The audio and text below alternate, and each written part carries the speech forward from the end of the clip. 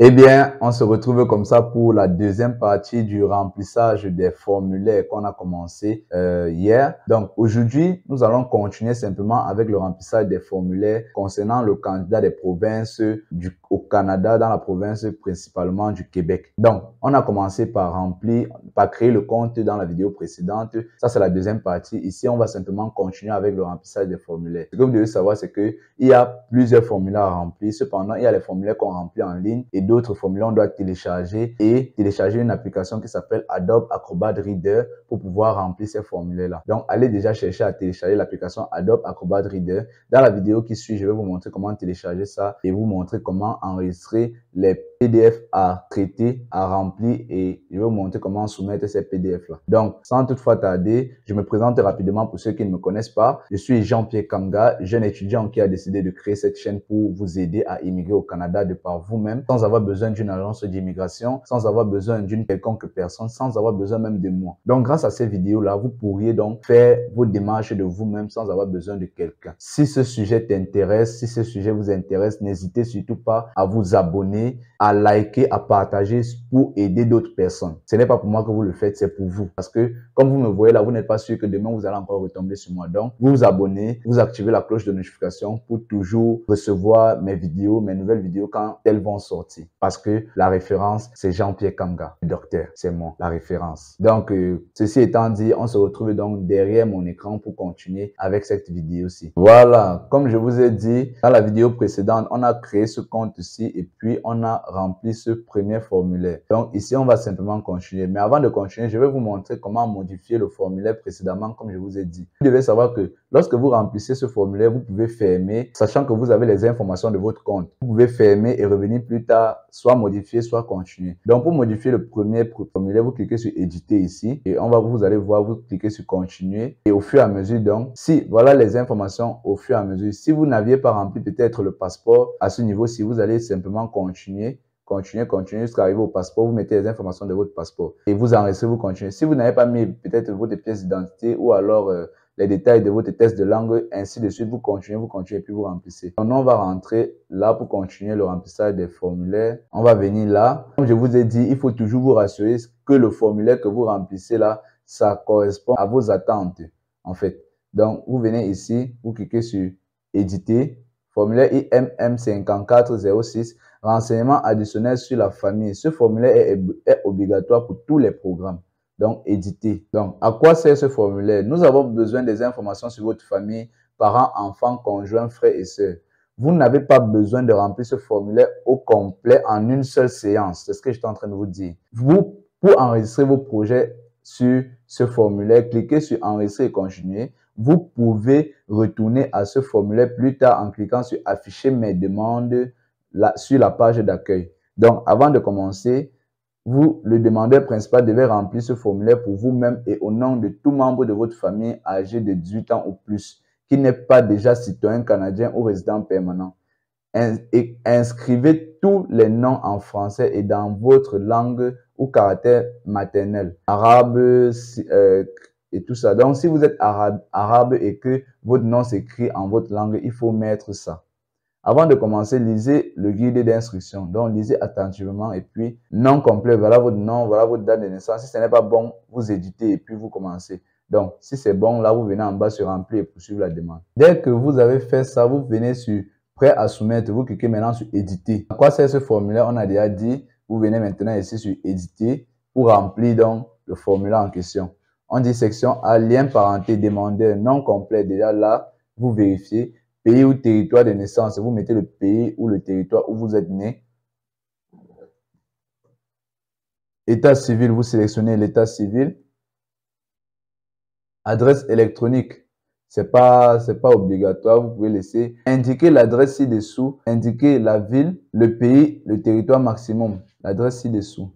Indiquer l'adresse ci-dessous, indiquer la ville, le pays ou le territoire maximum 80 caractères. Donc, vous devez mettre ici votre adresse, indiquer votre ville, vous devez mettre votre ville, votre pays et votre territoire. Donc, lien de parenté, époux. Si vous avez une époux, vous mettez son nom complet. Si vous avez une mère, la mère, vous mettez son nom complet. Même si elle est décédée, il faut mettre son nom complet. En cas de décès, indiquez la ville, le pays ou le territoire de la date maximum. Indiquez l'adresse ci-dessous.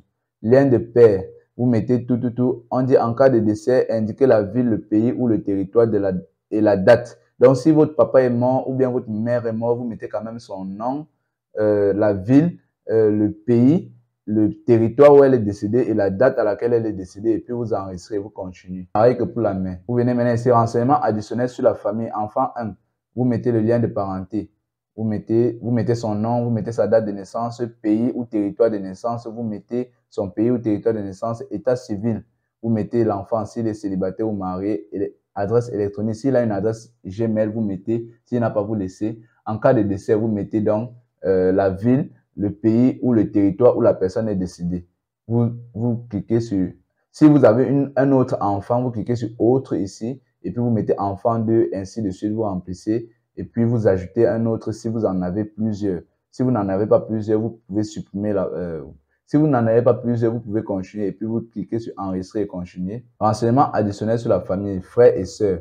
Frères et sœurs, c'est pareil. C'est pareil. Si vous avez plusieurs frères, vous ajoutez ici. C'est pareil que pour le précédent. Vous cliquez sur enregistrer et continuer. Renseignements sur la famille, la famille additionnelle.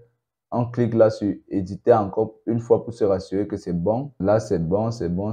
Voilà. On dit donc c'est bon. Puis, on vient ici sur remplir et poursuivre la demande. La demande a été mise à jour avec succès. Donc, la demande a été mise à jour avec succès. On vient donc sur le troisième formulaire IMM 5669. On clique sur éditer. Et ici, on va cliquer sur éditer encore pour remplir dans les antécédents déclarations. Vous venez sur votre nom et votre prénom, vous vérifiez. Vous mettez votre nom complet écrit dans la langue et caractère maternel. Donc, vous mettez votre nom complet ici. Date de naissance, c'est bon. Nom de famille, vous mettez prénom, vous mettez date et lieu de naissance, vous mettez ainsi de suite, village. Détails personnels concernant votre mère, vous mettez là. Vous cliquez sur enregistrer et continuer. Questionnaire. Voici ce questionnaire qu'on doit remplir qui est très important. Est-ce que vous-même ou l'un des membres de votre famille énuméré dans la présente demande avait déjà été reconnu coupable d'un crime ou d'une infraction au Canada? Vous mettez non. Si c'est le cas, vous mettez non. Si c'est le cas, vous mettez oui. Si c'est pas le cas, vous mettez non. Été reconnu coupable ou des actes accusés jugés, vous mettez non. Présente une demande d'asile. Si vous présentez une demande d'asile, il faut mettre oui. Si vous ne présentez pas, vous mettez non. Soumis sans succès une demande d'asile.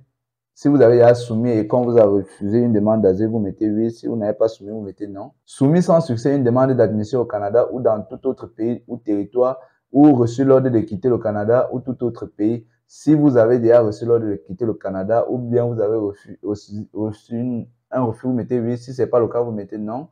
Participer à un acte de génocide, à un crime de guerre. Si c'est le cas, vous mettez. Si ce n'est pas le cas, les guerriers, là, vous mettez oui. Si ce n'est pas le cas, vous mettez non. Utiliser, planifier, utiliser ou prôner une lutte armée ou la violence pour atteindre les objectifs. Vous mettez non. A été associé à un groupe qui a utilisé un prône ou lutte armée. Vous mettez non.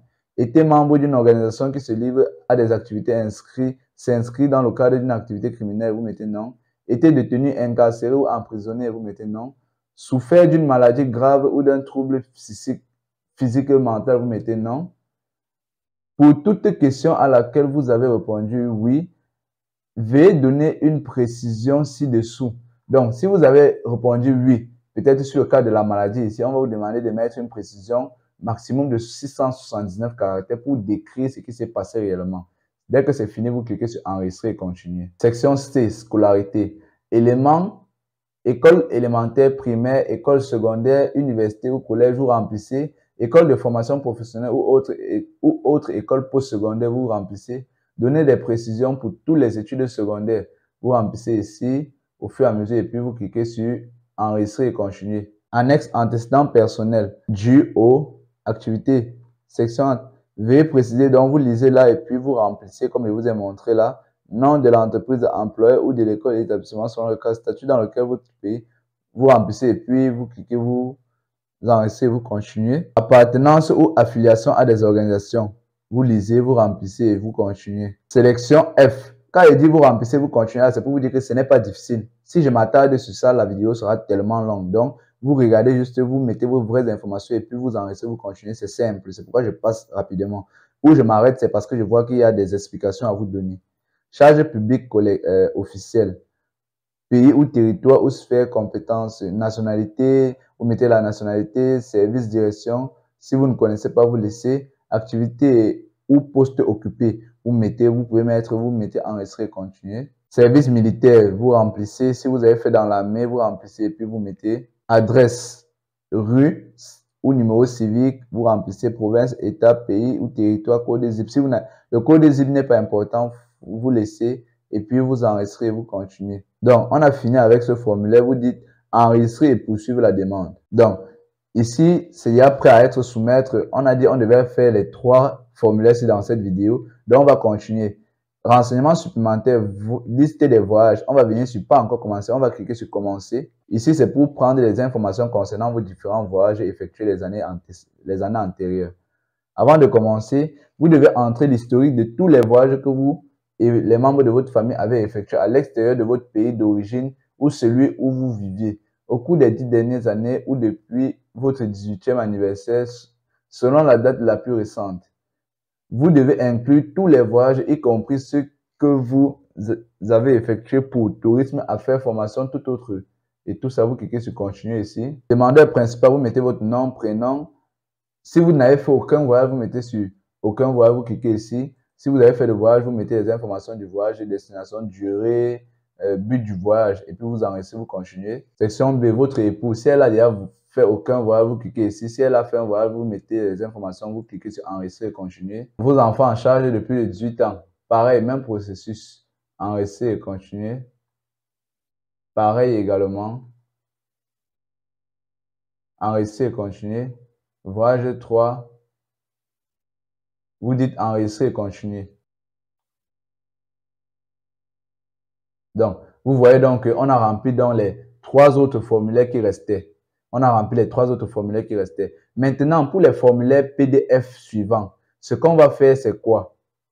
Félicitations à toi d'être arrivé jusqu'à cette vidéo. Déjà, si tu n'étais pas encore abonné, je te demande de t'abonner, de liker et de partager pour m'encourager à faire davantage de vidéos comme ceci. Donc, la prochaine vidéo va porter sur le remplissage des formulaires PDF pour le programme des candidats des provinces qui est requis suivant. Donc, ce que vous allez faire, c'est quoi? Vous venez sur le lien ici, télécharger, vous faites le clic droit et puis vous dites enregistrer le lien sous. Voilà, ça va télécharger le lien.